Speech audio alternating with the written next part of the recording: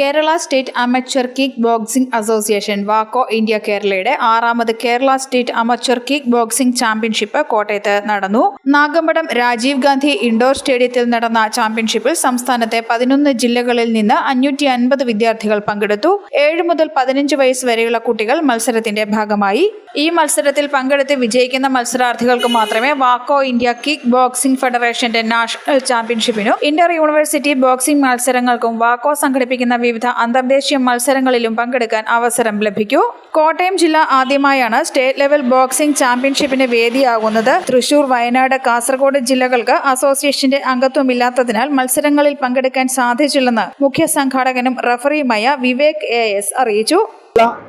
അവിടെ നിന്ന് ആക്റ്റീവ് പാർട്ടിസിപ്പേഷനും ഇല്ലാത്തത് കൊണ്ടാണ് 3 ജില്ലയിൽ നിന്ന്, തൃശ്ശൂർ ജില്ല, അതുപോലെ തന്നെ വയനാട്, കാസർഗോഡ് ജില്ലകളിൽ നിന്നാണ് നമ്മളുടെ അസോസിയേഷന് അംഗത്വമില്ലാത്തത്.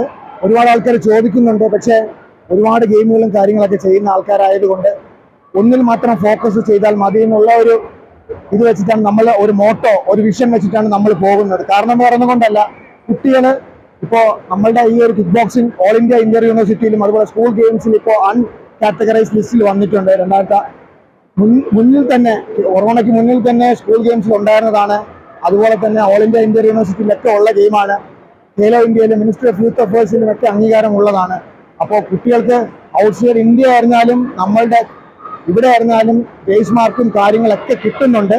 മത്സരം എന്നതിലുപരി സെൽഫ് ഡിഫൻസിനും ബോഡി ഫിറ്റ്നസിനും ബോക്സിംഗ് നല്ലതാണെന്നും അദ്ദേഹം കൂട്ടിച്ചേർത്തു. News bureau, Kottayam.